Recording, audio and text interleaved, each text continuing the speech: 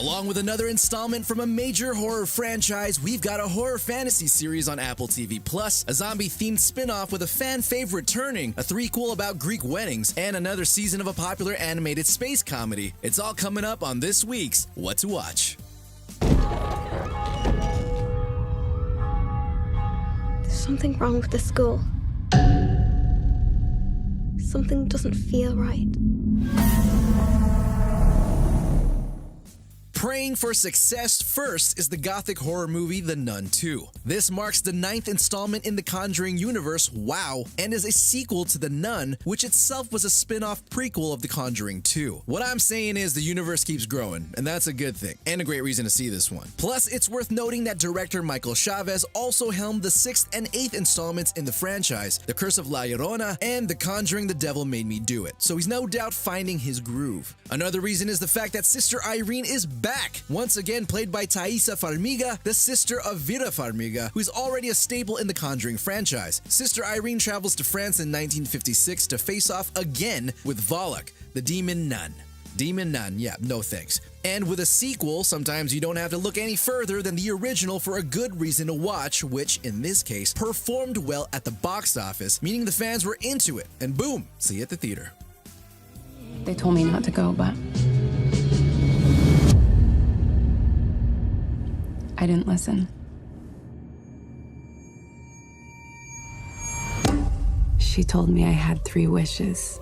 And premiering on Apple TV Plus is the horror fantasy series The Changeling. This show is based on the 2017 novel of the same name by Victor LaValle, which won multiple awards and was considered one of the best novels of the year by Time magazine. And we'll consider that to be the first reason to tune in. The second reason is easy: Lakeith Stanfield. You loved him in Atlanta and movies like Get Out, Knives Out, and Judas and the Black Messiah, which earned him an Oscar nom. And here he is at the center of The Changeling, starring as a used book dealer whose wife vanishes, leading him on a crazy odyssey through a New York he didn't know existed. Thirdly, the show was created by Kelly Marcel, whose impressive resume includes writing films like Saving Mr. Banks and 50 Shades of Grey, along with creating the series Terra Nova. A nice mix of projects to prepare her for this intriguing series. How did you come to be in France? Bunch of bad decisions.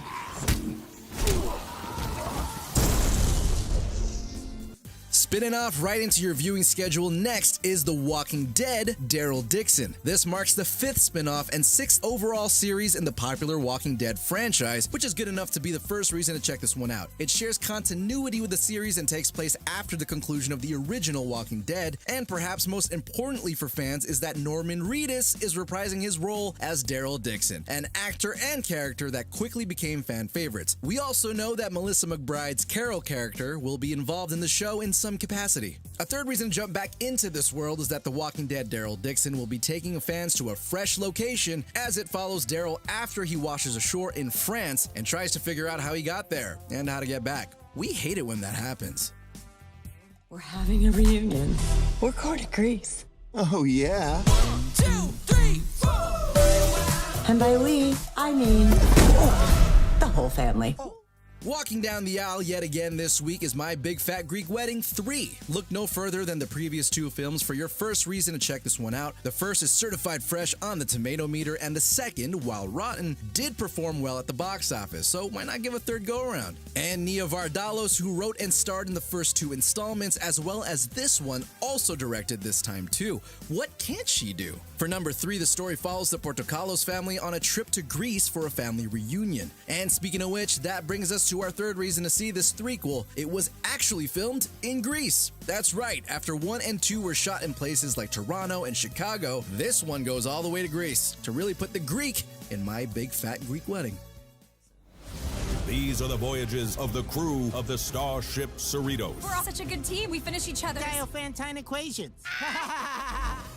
And finally, get ready to engage with Season 4 of Star Trek Lower Decks. The first 3 seasons of this animated comedy were all fresh on the tomato meter, with Seasons 2 and 3 coming in at 100%. So yeah, that's 100% the first reason to check this one out. Secondly, not only is this the first animated Star Trek project since Star Trek The Animated Series ended in 1974, but it's also the first Star Trek comedy. Both of those things are great for the world of Star Trek. The third reason to head down to the lower decks is that with the 5th season already greenlit as well, this is part of producer Alex Kurtzman's expanded Star Trek universe, along with series like Star Trek Discovery and Star Trek Strange New Worlds, all shining examples of how many great stories there are to tell from the final frontier.